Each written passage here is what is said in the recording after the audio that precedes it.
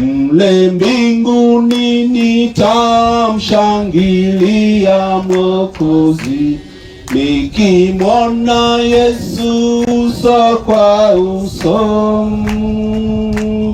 Amestahili sifa aliye mkombozi, amenipa rehema na upendo. Haleluya, nitamjua, nitamjua, nikisimama karibu kwake. Nitamjua, nitamjua, kwa makovu mikononi mwake. Nitaona wale walionitangulia, waniashiria niende pale. Nitafurahi nao nitakapoingia, bali mwanzoni Mwokozi nimwone. Haleluya, nitamjua, nitamjua, nikisimama karibu kwake. Nitamjua, nitamjua, kwa makovu mikononi mwake. Nikifika nitavikwa mavazi meupe, sitaona huzuni pale kamwe. Kwa furaha nitaimba wimbo wa milele, bali mwanzoni Mwokozi nimwone. Nitamjua, nitamjua, nikisimama karibu kwake. Oh, nitamjua, nitamjua, kwa makovu mikononi mwake. Amen. Tunaweza kuomba. Baba, katika jina la Yesu Kristo, tuko hapa Baba kwa ajili ya kupeana heshima ya mwisho wa dada wetu Mildred, ambaye Baba tumesikia ushuhuda wake ya kwamba aliishi neno lako. Bwana, mkutano huu usiende bure, lakini hata mtu mmoja aweze kuamini neno lako. Mtu mmoja aweze kuamua kukufuata wewe, kwa sababu tuko katika giza. Watu wakifuata makanisa wakafikiri ya kwamba wamekufuata wewe. Bwana, naomba uwajalie watakaposikia neno lako Baba, wawe na uamuzi kutoka ndani mwao wa kukufuata wewe, kama vile kina Petro alivyokufuata wewe. Utabariki neno hili tutakalo lisoma, na ni katika jina la Yesu Kristo tunaomba na kuamini. Amen. Tunaweza kuketi. Kwa hivyo wana matanga nyote na wasalimu katika jina la Yesu Kristo. Na wasalimu katika jina la Bwana wetu Yesu Kristo. Jamani, ni heshima kubwa kwa mama huyu amelala. Ni heshima kubwa sana tukiwa tumekuja kwa ajili ya mazishi yake. Kwa hivyo kabla sijaenda mbali, ni mzuri kujitambulisha. Na kwanza nataka nipongeze mchungaji wa Mildred kwa kukubali kunipa nafasi hii ili niweze kuongea na wanamatanga. Nafikiri ndugu yangu umepokea. Asante ndugu yangu. Kwa hivyo mimi ni mhubiri, naitwa ndugu Steven Chemaswet kutoka Mount Elgon kule juu mlimani, na nimetunukiwa, si ya kwamba mimi ni mkubwa. Sisi hatuna wakubwa katika imani yetu, sisi zote ni wandugu, kama vile Yesu alivyowacha kanisa, akawacha kwa mitume na mitume wakaendeleza neno. Kwa hivyo tu nimejaliwa ama nimepewa hii nafasi kuwaongelesha, na ningeomba ya kwamba muende hata na neno moja ambalo linaweza kuwasaidia, kwa sababu mwanadamu ako kwenye shida. Tunapoona maiti hivi, ni mzuri tujue kama kuna suluhisho. Bwana wetu asiwe sawa. Nimeshuhudia mara nyingi katika vita vya ulimwengu, unapata wakitengeleza gombora fulani, wanatafuta kitu ya kufanyaje, ya kuidungua. Si iko hivyo? Tumekuwa na malaria, tumekuwa na typhoid, imetusumbua sisi sana, hata Mount Elgon hapa. Wakati maji ilikuja ya bombo ya zile pipes, wakawa naweka dawa ndani, si typhoid ilipunguka? Bwana wetu sio sawa. Kwa hivyo hii kifo pia ni mzuri tuiongelee. Ndio nataka kwa ufupi munisikize, tuiongelee. Kwa nini kifo inatukumba? Kwa nini kifo imekuwa zaidi kwa wakati huu? Bwana wetu asiwe sawa. Kwa hivyo tutaiongelea kidogo, ili ukienda nyumbani upate msaada. Sisi ni waaminiwa ujumbe wakati wa jioni. Kabla sijaenda mbali, nataka kupeana heshima zangu kubwa kwa huyu dada, kwa sababu tangu miaka ya 1983 akiwa anaingia kwa hii imani na hajatingizwa hata kidogo, akiwa kwa kanisa pengine yenye udongo, pengine haina mabati juu, lakini alipenda kukaa na hiyo imani mpaka mwisho wake. Jambo hilo napenda kushukuru sana. Kuna watu siku hizi wanajenga makanisa makubwa makubwa. Watu wataingia kwa hizo makanisa bila hata kuhubiriwa, lakini kwa sababu ni kanisa kubwa, unaona ukiingia hapo utaonekana mungwana. Bwana wetu asifiwe sana. Na inatendeka hivyo hata katika ndoa. Mtu akiona mwanamume ambaye ana pesa, mwanamke anafikiri huyu akinioa nitaishi vizuri. Sio hivyo. Mwanamume ni tabia, mwanamke ni tabia. Hata ikiwa utaishi katika nyumba ya nyasi, lakini umepata mume wako halisi. Hizi nyumba kubwa kubwa zingine zina ugomvi nyingi. Bwana wetu asifiwe sana. Kwa hivyo nashukuru huyu dada kwa kuweza kukaa kwa hiyo kanisa ndogo mpaka wakati wamelala. Nataka niwaambie habari zake, ni kitu gani limfanya hivyo. Bwana wetu asifiwe sana. Nimesikia kwamba alikuwa kwa ACK. Sisi zote Yesu ametoa watu hao yote kutoka katika madini mbalimbali. Bwana wetu asifiwe sana. Paulo si alikuwa katika dini ya Mafarisayo, na alikuwa anasomea kuwa mtu mkubwa sana. Akakutana na Yesu barabarani, Yesu akafanyaje? Akamtoa. Musa alikuwa ni mwanasiasa mkubwa sana, angekuwa hata Farao, lakini akakutana na Mungu, akatimuliwa, akaenda jangwani. Aliporudi kutoka huko, Mungu akamtuma. Kwa hivyo siku ya leo, kwa heshima, Bwana wetu asifiwe sana. Wajomba yangu wa Bukusu, kwanza wacha niseme hivi, ili nikisema jambo kali mjue tu mtoto amshana ndiye amefanyaje, amesema. Sema yase umbukusu. Bwana wetu asifiwe sana. Anatoka kwa ukoo ya Bahara. Si sasa mimi niko kwa wajomba. Na mtoto ya msichana kama ako kwa boma, kwani iko shida kweli? Bwana wetu asifiwe sana. Kwa hivyo mimi natoka juu, baba ni Muyobo lakini mama ni nini? Kwa hivyo mimi ni cross, ndio? Hata hapa sinaweza kuwika tu. Na sitaki Wabukusu wajomba yangu wadanganywe tena. Hiyo ndio kitu nachukia sana. Wajomba yangu wafanyaje? Wadanganywe. Ni nani atakubali wati yake wawawe? Hakuna mtu atakubali. Kwa hivyo siku ya leo tunataka tuongelee kifo. Na samahani ndugu yangu, ulikuwa unasema watatoka. Hakuna mtu atatoka. Nimewaambia ni mtoto ya msichana, hawataenda.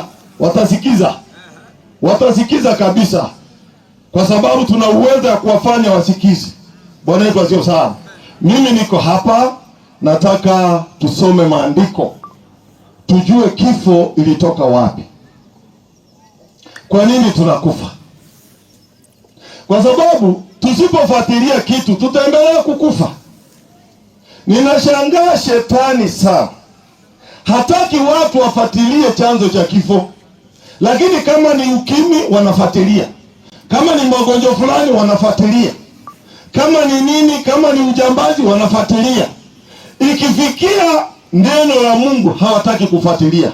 Watu wanaamuka tu wanalia, oh kifo hii, oh kifo hii, sijui kifo imeninyang'anya mpendwa wangu. Haya yote haisaidie. Ni mzuri tutafute nini kiini cha kifo.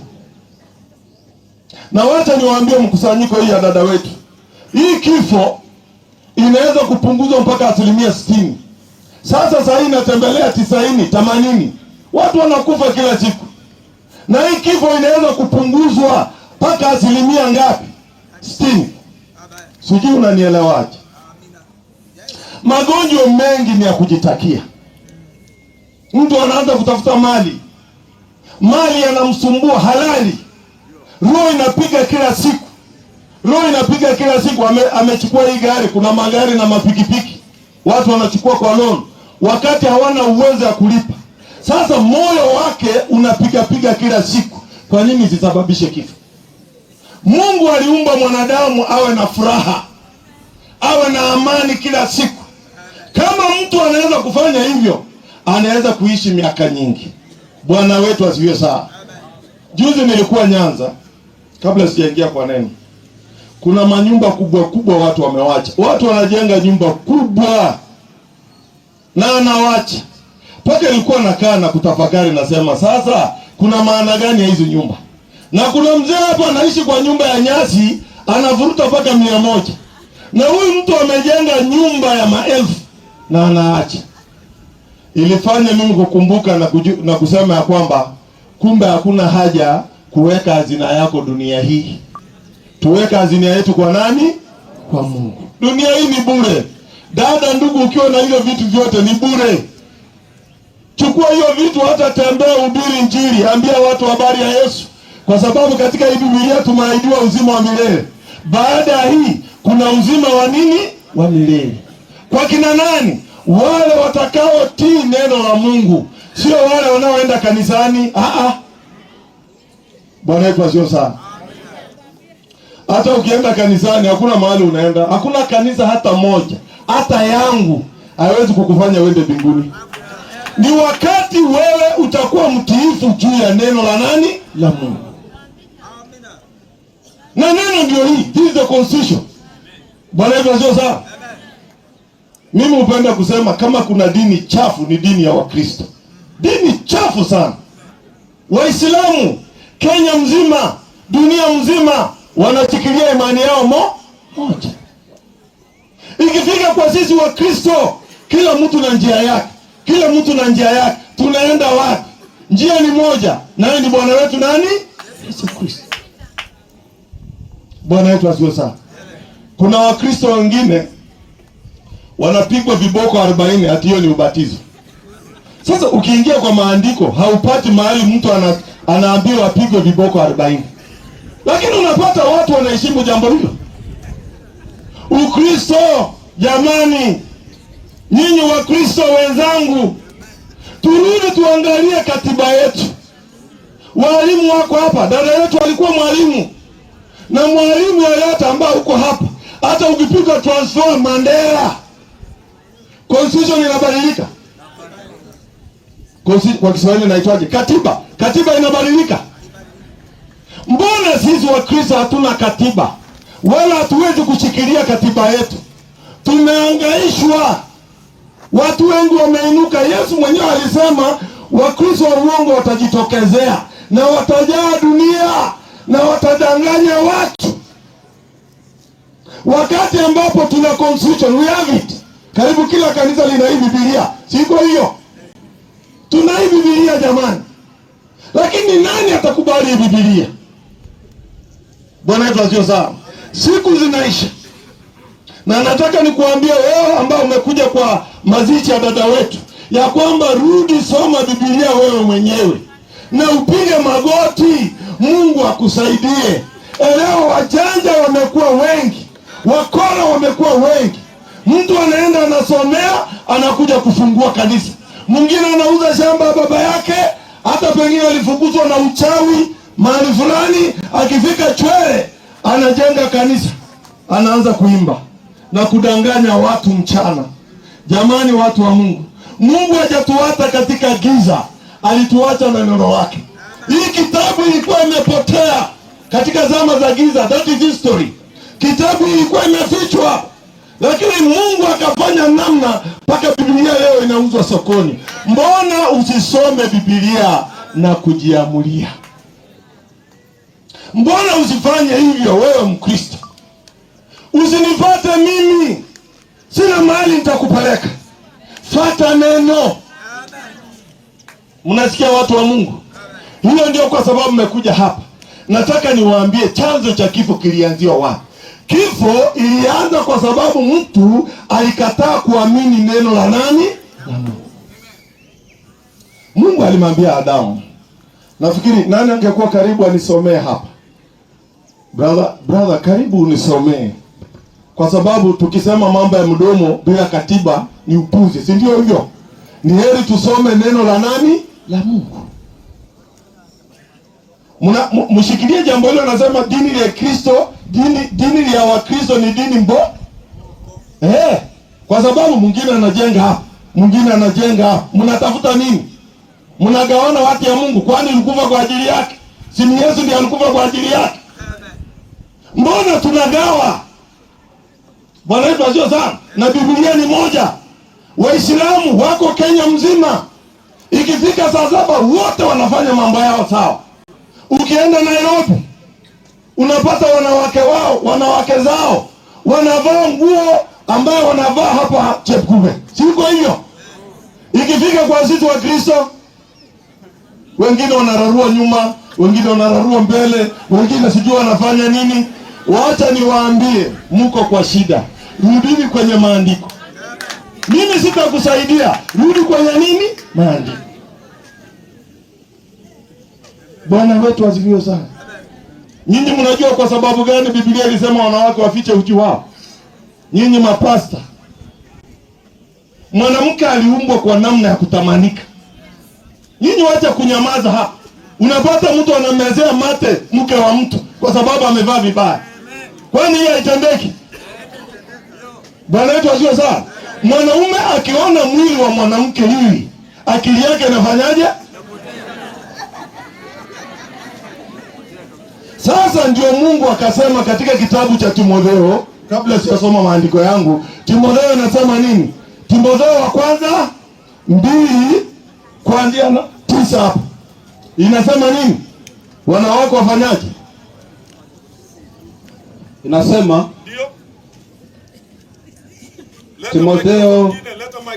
Timotheo wa kwanza mlango wa 2 aya ya 9 inasema, vivyo hivyo wanawake na wachipambe kwa mavazi ya kujisitiri pamoja na adabu nzuri. Hapo tu. Jamani, mimi ndio nasema hiyo maneno. Si ni Biblia? Hata ukifungua kwa simu yako, sinasema hivyo. Wanawake lazima wafaa nguo ya kuficha huu.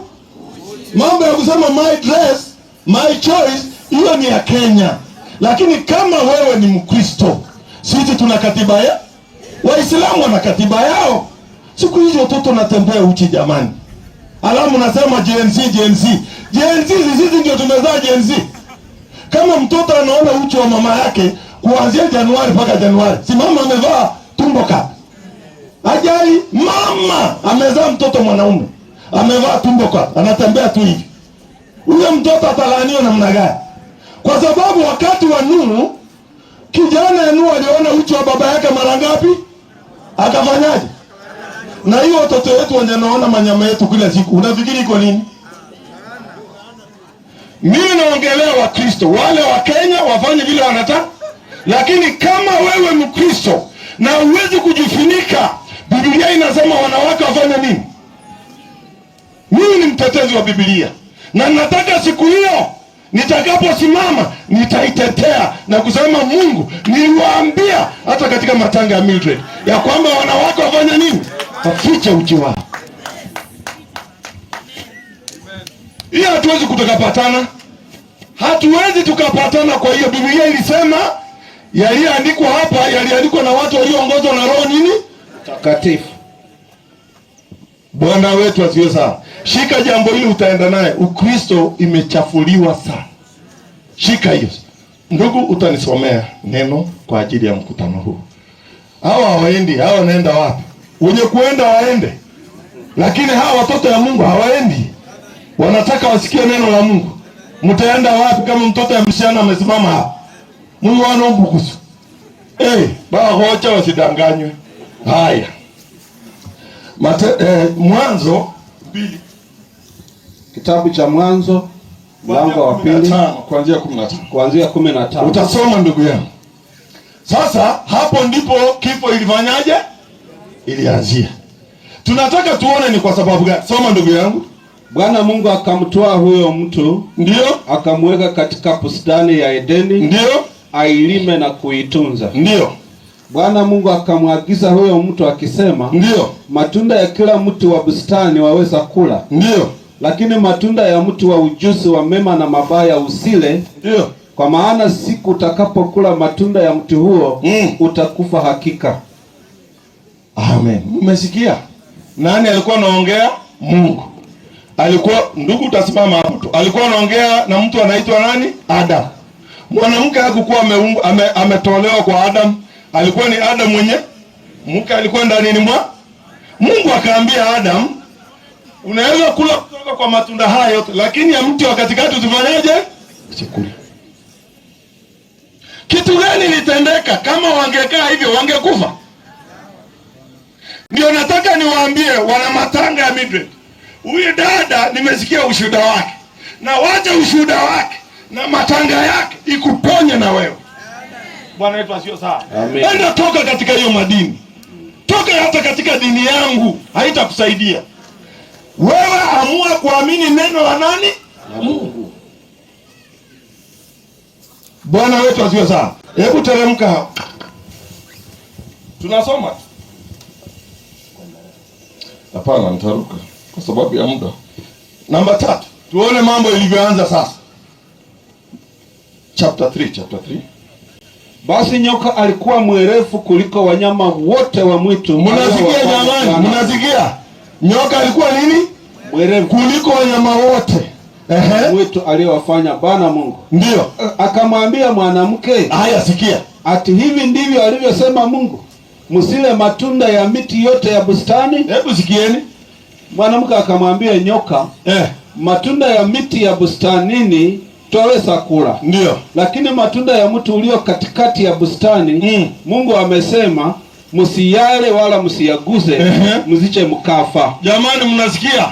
Akaambia nyoka mambo hayo mazuri. Akarudia vile maandiko inasema. Lakini nyoka alikuwa mwere. Akamkaranga, Biblia inasema ibigail kwa Kiingereza, akamdanganya mwanamke. Kumdanganya huku mwanamke akakula hiyo matunda. Hata wabukuzu, hata Wakristo hawajui, wabukuzu wanajua, Wayobo wanajua. Iko mtu alikuwa anaitwa Linani. Alienda wapi? Mlifikiri ilikuwa hadithi bure? Linani. Jitu. Kwa Wayobo walikuwa wanaita kama mji. Ilikuwepo. Huyo mnyama alikuwa kama mwanadamu. Shetani akamuingia. Chembe yake ilikuwa nashikana na mwanadamu. Hiyo ni ufunuo siri ambayo iko hapa. Akaenda akadanganya mwanamke. Alipomdanganya mwanamke akakubali, akalala na yeye. Hiyo ni siri, hakuna mtu anajua. Alipolala na yeye ndio ile matunda ya katikati. Na Mungu alikuwa amesema siku mtakula mtafanyaje? Mtakufa. Ndio unaona sisi tunakufa mpaka leo kwa sababu ya jambo moja, kukataa neno la nani? Akaambia nini Adamu? 3:17. 3:17 nasema, akamwambia Adamu, hebu sikieni, kwa kuwa umesikiliza sauti ya mke wako. Ona, hiyo ndio maneno. Ngoja kidogo. Hata leo si wanaume nasikizanga mambo ya wake zao mpaka leo. Mtoto anaoa, akishaoa bibi pengine alioa msichana Mkamba ama Mkikuyu, anampeleka mbio, anakuja uza shamba hapa Chepkube. Anasema mama yako ni kama Nyang'au. Mama yangu anaweza kuwa kama nyang'ao na kuzaa mwanaume na kuzaliwa mwanaume. Nyinyi watoto ambao mnaoleka na mnaenda kudharau mama ya kuzaa bwana yako, umelaaniwa. Utapata shida. Wazazi waheshimu. Biblia inasema tuheshimu nini? Wazazi. Bwana wetu akiwa sana. Hata akisema nini, wewe ni mtoto, nyenyekea. Sasa hapa unapata kijana anafuata mambo ya bibi yake. Bibi mke wake anasema mama yako ni kama nyang'au. Yeye amenyamaza tu. Sio ndio rika tunaishi? Hii sio rika, wewe mzee, hii sio rika yenu. Siku hizi hawa wanaume wanaogopa hawa wanawake sana. Siku hizi. Zamani wanawake walikuwa wanaogopa nini? Na hiyo ndio neno la Mungu. Unapoendelea kusoma unakuwa mjinga. Watu wenye hawajasoma watakubaliwa maneno mzee hapo nyumbani. Hii masomo hii civilization imeleta shida kabisa. Bwana wetu akiwa sana. Hebu tuone Adamu akaambiwa nini? Akamwambia Adamu, ndio, kwa kuwa umesikiliza sauti ya mke wako, ukala matunda ya mti ambao nilikuagiza nikisema usiale, ndio, ardhi imelaaniwa kwa ajili yako. Kwa uchungu utakula mazao yake siku zote, ndio, za maisha yako. Ndio, michongoma na miiba itakuzalia, ndio, nawe utakula mboga za kondeni. Ndio, kwa jasho la uso wako utakula, ndio, utakula chakula, ndio, hata utakapoirudia ardhi ambayo katika hiyo ulitwaliwa, kwa maana mavumbi wewe, nawe mavumbini utarudi. Bwana wetu asifiwe sana. Tulia ndugu, tunamaliza. Mnaona vile inasema baada ya mwanamke kukula tunda hilo na akakimbizia mume wake, wakala kifo. Mungu akaambia Adamu, sasa utafanyaje? Utakufa. Hii mnaona hivi ni matunda ya yale ilitendeka bustani mwa nini? Edeni. Sasa kuna kifo ingine tena hatari ya pili. Sasa Biblia, sasa hiyo kifo kitu gani inasababisha? Kifo ya kwanza ilisababishwa na nini? Kukataa neno la nani? Amen. Na neno ni nini? Si ndio Biblia hii? Hakuna kitabu kingine. Hakuna kitabu kingine itafunguliwa siku ya hukumu. Hawatafungua kitabu ya neno, hawatakufungua kitabu ya Catholic, hawatafungua kitabu sijui ya gani. Vitabu ni mingi. Bwana wetu asifiwe. Kitabu gani itafunguliwa? Tuseme pamoja. Kitabu gani itafunguliwa? Biblia. Shauri yako. Shauri yako ndugu yangu, dada yangu, umesikia leo. Mmejaliwa, mmeenda mashule. Nyinyi ni wasomi. Unashindwa kusoma Biblia. Watu wanaenda kanisani tu kutumbuishwa na mchungaji ambaye hata hajakutana na Mungu. Badala ya kusoma Biblia na kujua jinsi huyu mhubiri anasema, hivyo ndivyo maandiko inasema. Watu hawana haja. Wanasema kuna pastor tutaenda kumsikia, atakupeleka kuzimu. Bwana wetu asifiwe sana. Amina. Sasa kifo cha pili ndio hii. Somo 22. Nitakuwa namaliza. Lengo langu kubwa, nataka tu mubaki na jambo hili. Ukristo umechafuliwa.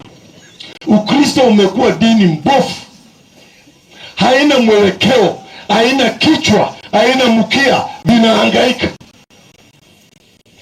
Kama sasa wanaenda na malongi kanisani, long trousers, suruali ndefu, si ndio? Nairobi, mimi nimeenda Nairobi juzi. Nilikuwa naenda na kushangaa. Wanaingia na malongi wapi? Biblia ilisema nini? Mavazi inayopasa mwanaume, wewe mwanamke usifanyaje? Mimi naongea na Wakristo, siongei na Wakenya. Siko kwa Wakenya, fanyeni vile mnataka. Hii ni nchi yenu. Lakini kuna baadhi ya watu hapa Wakristo ambao wanatazamia kwenda wapi? Mbinguni. Hao ndio ninaongea nao tu. Samahani, wewe mwenyewe ulikuja hapa kusikia, usikasirike. Lakini kuna watu wa Kristo hapa ambao hii maneno ni yao. Bwana wetu asifiwe sana. Nyinyi vijana, ukiona mwili wa mwanamke, mwili yako hawezi kuchangamka. Hata kama wewe ni mzee. Iko kweli uzee kwa hiyo maneno? Tunapata kuna wazee hapa wanauza kahawa hapa, unapata anavuka ng'amba hapa, anapata msichana mdogo ya Mugisu, hata hawezi hata hamwezi, anachukua na inakuja kumletea shida hapa, na ni mzee.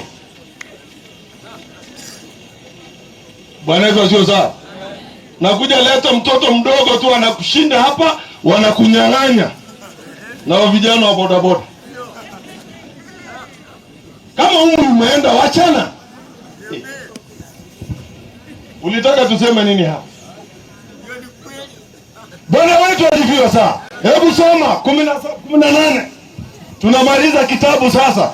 Tuna kitabu cha Mwanzo, nimesoma Mwanzo na nasoma tena nini? Mwisho. Hapa katikati wacha ikae kwa sababu ya muda. Ufunuo 22 18. Namshuhudia kila mtu ayasikiaye maneno ya unabii wa kitabu hiki. Ndio. Mtu yeyote akiyaongeza, ndio, Mungu atamuongezea hayo mapiko yaliyoandikwa katika kitabu hiki. Si yako anasema Na mtu yeyote akiondoa lolote katika maneno ya unabii wa kitabu hiki, ndio, Mungu atamuondolea sehemu yake katika ule mti wa uzima na katika ule mji mtakatifu ambao habari zake zimeandikwa katika kitabu hiki. Amina. Mnasikia?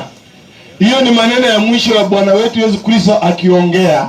Alikuwa amempea Yohana ufunuo, naye akasema shuhudia kila mtu maneno ya unabii wa kitabu hiki, mtu asiondoe wala asifanyaje. Kama imesema wamama wasikuwa wahubiri, wewe ni nani kusema wao wahubiri? Mimi nikikuita shetani unakasirika. Hebu soma Timotheo hapo mahali ulikuwa unasoma. Sitaki yao maneno yangu, yao ni maneno ya Mungu. Na wewe fungua kwa simu yako kama isemi hivyo. Timotheo wa kwanza 2 kuanzia 8. Kuanzia 8. Ndio.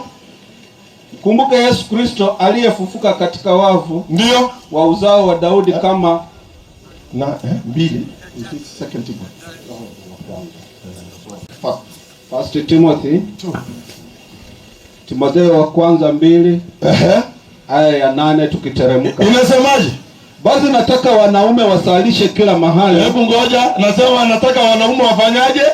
Waongoze ibada kila mahali. Kusalisha ni Kiswahili ya Kitanzania. Waislamu wanasema Sheikh anafanyaje? Anaswalisha, si ndio? Sasa anasema nataka kila mahali, kama hata mkutano kama hii, mtu ambaye ni mwanaume afanyaje? Aongoze.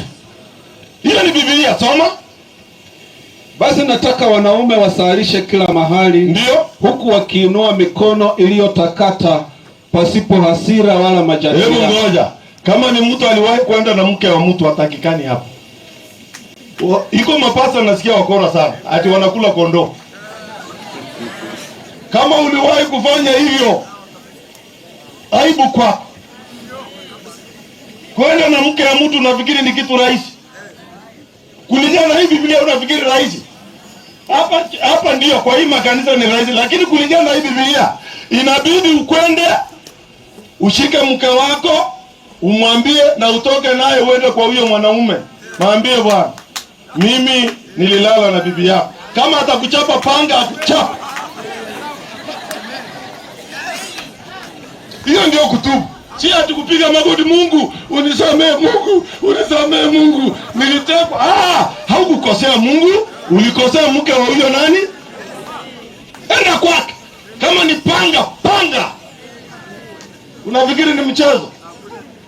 Ndio mimi nafundisha, kaa mbali na mwanamke ambaye sio wako. Wewe unachukua mwanamke mtu unafanya hawa karani kwa kanisa, unakaa naye paka unachelewa. Wewe ni mwanaume kweli? Kama wewe ni timamu paka utaanguka. Hiyo ndio sababu mimi nakuwa mbali. Sitaki mke wa mtu anikaribie kwa sababu afya yangu ni sawa. Wewe nakaa na bibi ya mtu, unaenda na bibi ya mtu Kakamega. Kweli sisi ni wajinga? Waachana na bibi ya mtu. Wacha apigie bwana yake chakula kule nyumbani. Biblia inasema wanawake wafanyaje? Wanawake wazee wafundisha wanawake vijana kufanya nini? Kukua na shughuli nyumbani mwa na kulea watoto. Watoto wanaharibika, watoto wanafanya uchafu, mama yako anazunguka. Hiyo kuhubiri yako ni ubiri. Endelea ndugu yangu. Aya ya 9. Ndio. Vivyo hivyo wanawake na wajipambe kwa mavazi ya kujisitiri pamoja na adabu nzuri. Simesikia vile nimesema? Mimi ndio nasema kweli? Si ni Biblia? Wanawake lazima wavaa nguo ya kufanya nini? Kwa sababu gani? Mwili wa mwanamke ni sukari. Tuseme ukweli, hapana ficha maneno. Huko kwetu Mount Elgon huko unapata mtu anaona bibi ya mtu amevaa vibaya vibaya, anasema mimi naenda kupanda viazi. Siku ya kuuza viazi, huyo mimi namaliza. Huko juu maneno iko huko. Mtu anauza kahawa na usia bibi ya mwingine. Tutakutana mbinguni. Hakuna mahali unaenda. Bwana wetu sio sana. Unaenda mke wa mtu kwa sisi wa sababu ilikuwa hatari. Huwezi kuingia kwa mke wa mtu. Kule mahali mimi nilizaliwa Pokot. Bibi alikuwa anaolewa na ng'ombe 600. Ndio upate bibi. Unafunga mshipi, unaenda kuiba ng'ombe karamoja, ndio ukuje upata nini? Bibi. Na ungechezea mke wake utapigwa risasi. Wacha hii yetu wanachezea. Na nyinyi pia mlipenge ng'ombe watoto ya wenyewe ndio ikuwe hapo. Siku hizi hawalipi. Nasema uongo. Hawalipi hata chochote, wanakaa na watoto ya watu bure. Sasa hata huyo mtoto anaweza kufanya kitu chochote, anasema hata huku lipa. Wachana na hiyo, twende hapo. Bwana wetu asifiwe sana. Na moyo wa kiasi. Sikia. Mwanamke lazima awe na moyo wa kiasi. Si kwa yaani awe na uso wa aibu. Mimi nakumbuka mama zetu, hizi hapana. Mama zetu walikuwa kama wako natembea, wakiona wanaume wako nyuma, walikuwa wanatoka kando hivi, wanawacha wanaume wafanyaje? Leo hii anakatalia mbele na siliti yake tu. Hawezi toka. Na pia anajiita ni mkri. Si ni uongo jamani. Mimi nataka mpone jamani. Na tukikubali hii neno vile lilivyo, hata hii magonjwa tutazima. Kwa sababu Mungu ni yule tu. Hajabadilika. Wana wa Israeli wakiinua mkono na kulia, si Mungu alikuwa anawasikia? Sisi tukiinua mkono na kusema Mungu, tunataka kifo ipungue, si Mungu atatusikia? Lakini sasa hakuna mtu analia, kila mtu wako anafanya yake. Hebu endelea ndugu. Wala kwa dhahabu, nimeruka kidogo. Na moyo wa kiasi, si kwa kusuka nywele, wala kwa dhahabu na mimi ndio nasema. Na hao mapasta mbona hawezi kusaidia nyinyi? Wanataka kuingiza nyinyi kuzimu. Mimi ndio nasema. Hebu soma vizuri ndugu yangu. Wala kwa nguo za dhamani. Rudia hapo, nikisema rudia hapo. Wewe usitoroke. Kurudia juu hapo. Hapo endelea hapo. Nimesema wala kwa dhahabu hapo juu. Na moyo wa kiasi. Si kwa kusuka nywele. Ngoja. Mimi ndio nasema. Si mimi ni msabotu tu hapo. Mkross, nimezaliwa na mama Bukusu. Mimi ndio nasema. Si Mungu ndiye anasema. Wala kwa dhahabu na lulu. Wala kwa nguo za dhamani. Ona, ngoja. Kama siku ya leo, siku ya matanga, siku ya kifo, unapata mwanamke amejibwaga paka anaenda mahali anaojiona kwa kioo vizuri sana. Hapa ni bomba ya maombolezi. Inatakana mkuja hapa mkae kama huyo mzee. Mkae kama huyo mama mwenye amepotea. Sasa wewe unakuja umejitwangia kabisa. Na wakikuoa hapa, wakikunadhiri hapa, tasema huyo msichana alinadhiriwa kwa wapi? Kwa matanga itakuacha. Hapa sio hivyo. Bwana wetu sio sawa. Sasa anasema Wakristo wapasi kuvaa manguo za kuremba sana, si ndio? Maana ya nguo ni Mungu ndiye alianzisha nguo bustani mwa Eden. Wakati walikuwa uchi, si walikuwa wamefunikana matawi? Walikuwa wamefunika pande hii matawi, si ndio? Mungu akaambia mko wapi? Ati tumejificha. Ati kwa nini? Tuko uchi. Nani aliwaambia mko uchi? Ama mmekula ile matunda? Ndio Mungu alikuwa akawashonea nguo ya nini? Ya ngozi. Lengo ni nini? Kufunika nini? Leo sio kufunika, leo ni ya kutishia. Wacha wasichana ya Kenya watishie, lakini wewe ni Mkristo. Nguo kazi yake ni kufunika nini? si ya kutishia. Mume wangu, hata wengine wanawacha mume zao, kama hujanunulia hiyo nguo leo hautakuwa na mimi kwa nyumba mpaka ununulie hiyo nguo. Mwingine hata anaenda kwao, siko hiyo. Ama mimi nasema uongo? Wewe unachukua mshana Nairobi uleta hapa mlimani kwetu, sisi hakuna nyanya. Anajaribu kukaanga mboga haina ladha, anasema hapa sikai, ati kwa sababu ya nyanya tu anavunja ndoa yake. Endelea ndugu yangu. Bali kwa matendo mema kama iwapasavyo wanawake wanaokiri uchaji wa Mungu. Amen. Wanawake lazima wawe na matendo mema. Endelea ndugu yangu. Mwanamke na ajifunze katika utulivu, akitii kwa kila namna. Mnasikia? Kwa mfano niko naongea na hii mzee. Badala ya kusema mimi ni mwaka 50, mimi nasema mimi ni mwaka 105. Kama mke wangu angekuwa hapa, unasema mzee wewe umepotea. Ananyamaza. Anaongoja wengine ukishaenda naambia mama yake kwa pole pole. Na si wewe ulikosea, ulisema mwaka 55, 150. Na si wewe ni mwaka tu 50. Lakini sio mume yako naongea na mume mwingine na wewe unakuja hapo na mwanamke aina hiyo sio mwanamke. Mwanamke lazima ajifunze katika nini? Tulivu. Mimi ndio nasema maandiko. Malizia hapo. Simpi mwanamke ruhusa ya kufundisha wala kutawala mwanamume. Bali awe katika utulivu. Hebu ngoja.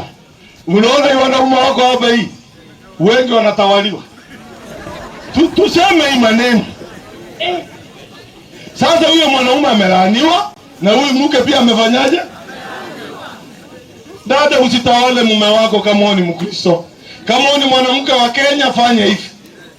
Lakini kama wewe ni mwanamke Mkristo usijaribu kutawala nani?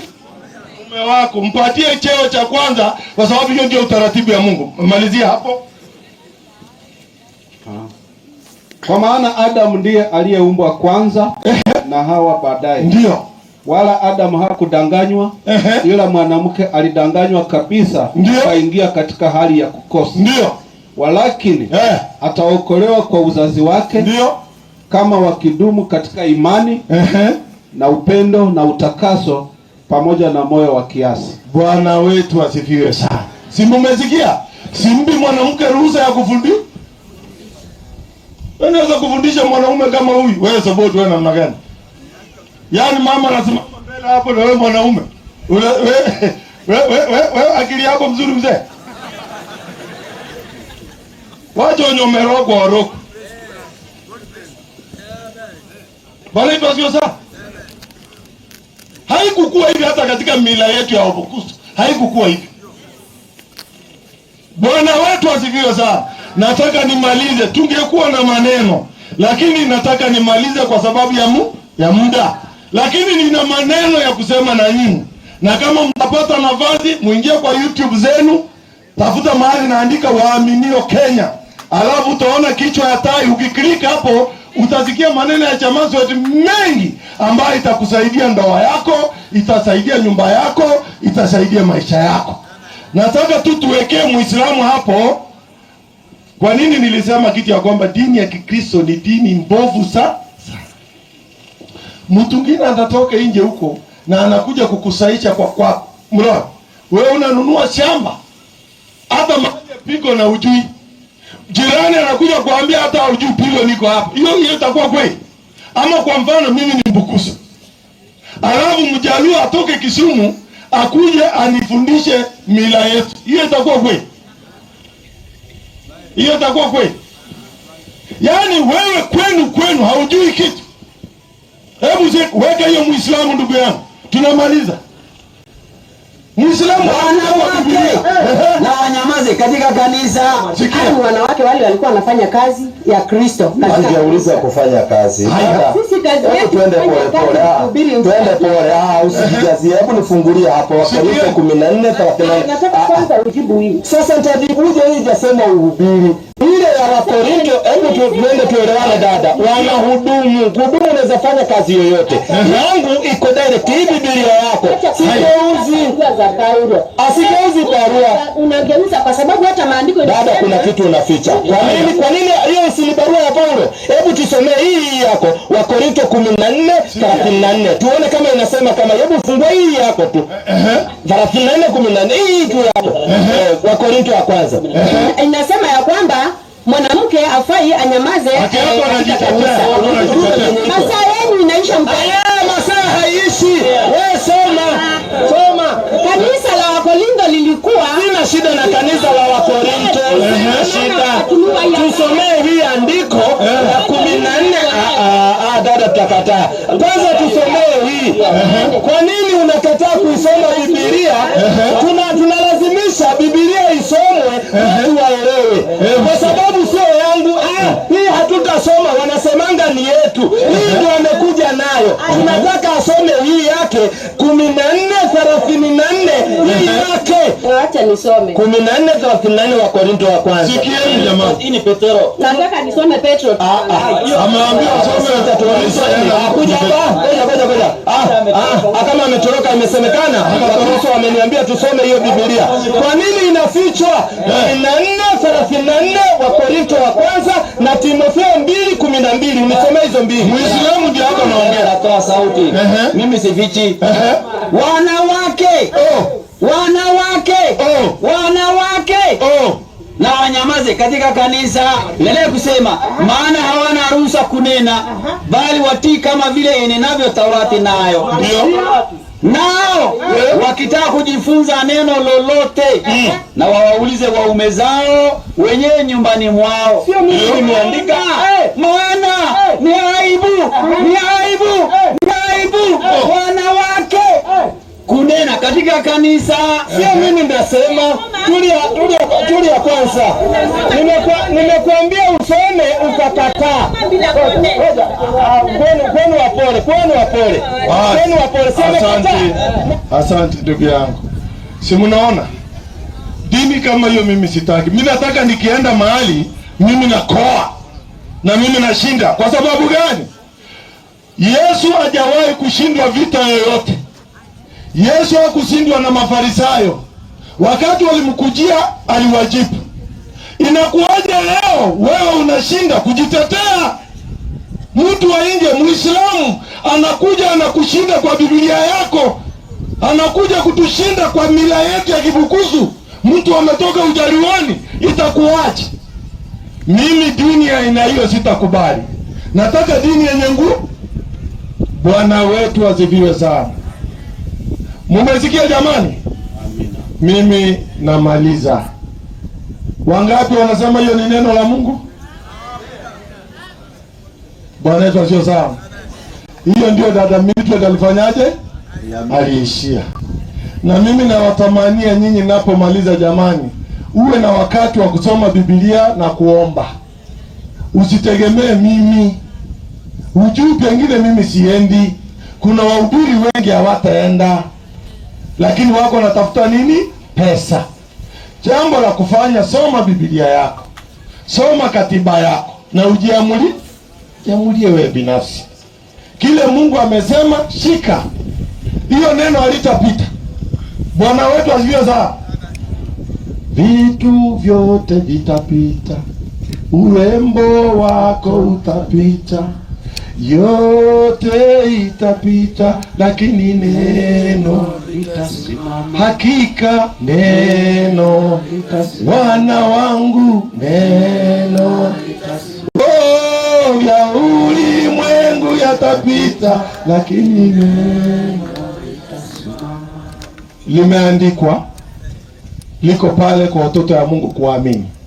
Lakini watoto ya nyoka ya shetani hawawezi wakafanyaje? Hata wakati Yesu alikuweko walimpinga tu hivyo.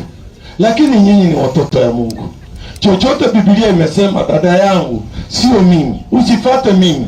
Chochote Biblia imesema, enda kufata. Angalieni ubatizo na kila kitu. Bwana wetu asifiwe sana. Ubatizo ni muhimu sana.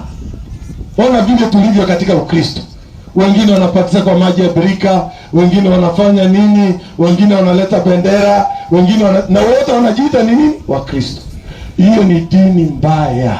Tunataka dini ya Yesu Kristo ambayo ilianzishwa na mitume. Ingia pale Matendo ya Mitume, angalia mitume walibatiza namna gani, mitume walifanya nini, tumesoma. Hatuwezi kubali kudanganywa. Mimi namaliza, sifurahi sana wajomba yangu wadanganywe na wazungu. Tuna uwezo wa kujisomea Biblia sasa. Tabu kusiba hocha. Mumesikia? Tunaweza kusoma wenyewe. Sio mtu atuletee, tutasoma wenyewe na tutaomba wenyewe na tutaamua wenyewe. Bwana wetu asifiwe sana. Amen. Kipo jogo orgorenyo. Omukasira aluachanga kweli mumbabu kuso. Kile wapi? Mungu awabariki jamani. Amen. Mungu awe pamoja nanyi. Amen. Bwana awalinde. Amen. Matanga ya dada wetu iletee nyinyi amani. Nimewaambia kwamba kama kuna jambo unataka kusikia zaidi, utanitafuta kwa nini? Kwa mtandao. Mungu awabariki na hayo. Wacha na tuombe. Baba, katika jina la Yesu Kristo na kushukuru na kusema asante. Watu wako wamesikia neno lako. Baba, wacha maneno haya yaende yasumbue mioyo yao mpaka waanze wakutafute Bwana. Dada Mitwet ameondoka. Tunataka mwingine wa kuchukua nafasi yake. Hata katika jamii hii, hawa wasichana wetu waliosimama hapa ambao ni wadada wa Mitwet, tunataka hata mmoja aje kwa neno, ashikilie hiyo kiketi ya Mitwet. Pamoja na hao wote ambao wamesikia ya kwamba Mitwet aliamini neno na kuishi neno. Wabariki wote, hata watakapokuwa wanaenda manyumbani, uwalinde barabarani. Msichana wako tumesikia sifa zake. Kusiweko na mmoja ataangushwa na pikipiki ama na kitu chochote. Wacha wafike nyumbani kwa salama na watakumbukia kwamba huyo mtumishi wa Mungu alisema kweli. Asante Bwana wangu. Ni kwa jina la Yesu Kristo naomba na kuomba. Amen. Bwana asifiwe sana. Wangapi wamefurahia Injili? Nione kwa mikono. Bwana asifiwe sana. Kwa hiyo nina kipengele kimoja tu cha kutoa sadaka. Alafu baada ya sadaka tutaomba na tukabidhi kipaza sauti kwa MC wa siku. Kuna vipengele hakumalizia, amalizie na tunaenda kuzika. Kwa hivyo nataka vyombo vya kutolea sadaka viche hapa kwa upesi. Tutaweka kimoja pale, kingine hapa, na nafikiri mashemazi muko mnaweza sunguka pia penye sadaka iko, itolewe kwa haraka. Tunakimbia mbio. Nitaomba DJ kama una nyimbo nzuri hapo utuwekee ili sadaka iendelee kutolewa. Tafadhali. Vyombo vikiletwa, DJ anza kutupa nyimbo.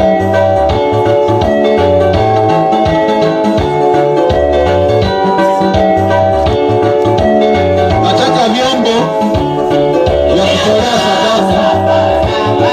Washemazi mahali mlipo, washemazi mahali mlipo, jaribu kuharakisha.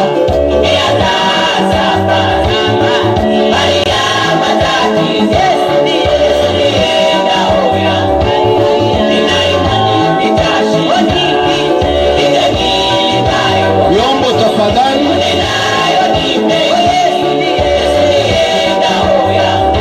Hata ukiwa na mkoba hapo tafadhali saidia na mkoba ama chochote kile, hata kama ni kariaba yana tu itumike kariaba. Tunaweza weka ndani sadaka ili tuokoe wakati. Your sound.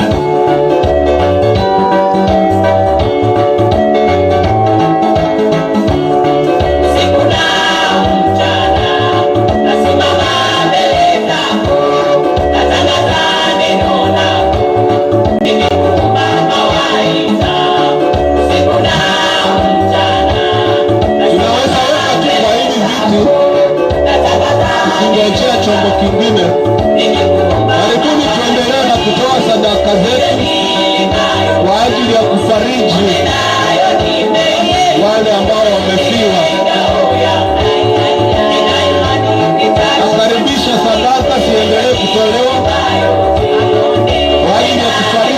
familia ambayo imetuacha,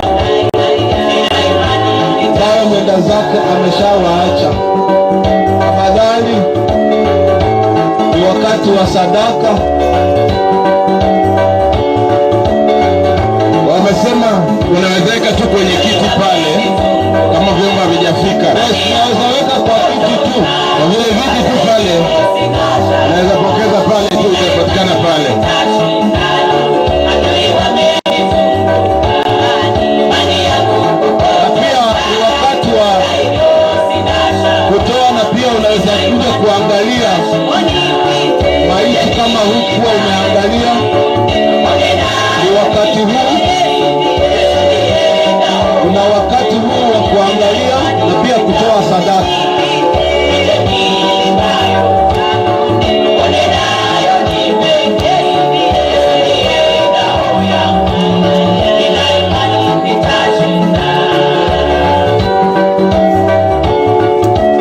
Ni wakati wa sadaka. Wale mlio mbali, tafadhali usifungiwe nje. Wakati tunafariji mama, Popote ulipo, hatutakuwa na wakati mwingine. Hii ndio wakati wa sadaka na pia unaweza utazama mwili unapotoa sadaka kwa utaratibu tu kabisa kabisa. Asante kabisa. Na ningependa unapotazama unaondoka kupisha Peana nafasi tafadhali, maana program inaendelea. unapotazama mwili unaondoka kupisha wengine pia. Tungali na program bado, tusi ati labda ni mwisho.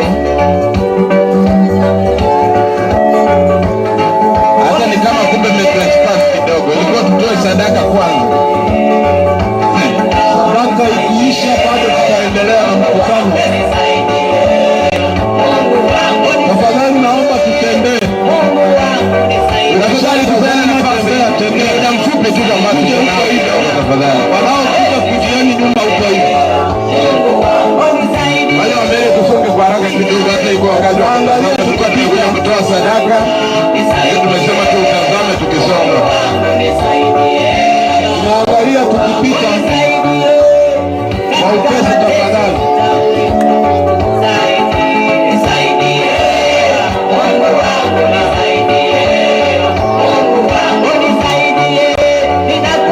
Tunaomba tu wale tuko mbele tafadhali, peana space tafadhali. Tunaona unapita, Tuwe na speed. jaribu kuokoa wakati. Tumesema sadaka unaweka tu kwa kiti ambayo iko karibu na wewe, imewekwa mbele pale Kabisa. utaitazama vyema kabisa. Kitazama unapisha mwenzako kwa haraka.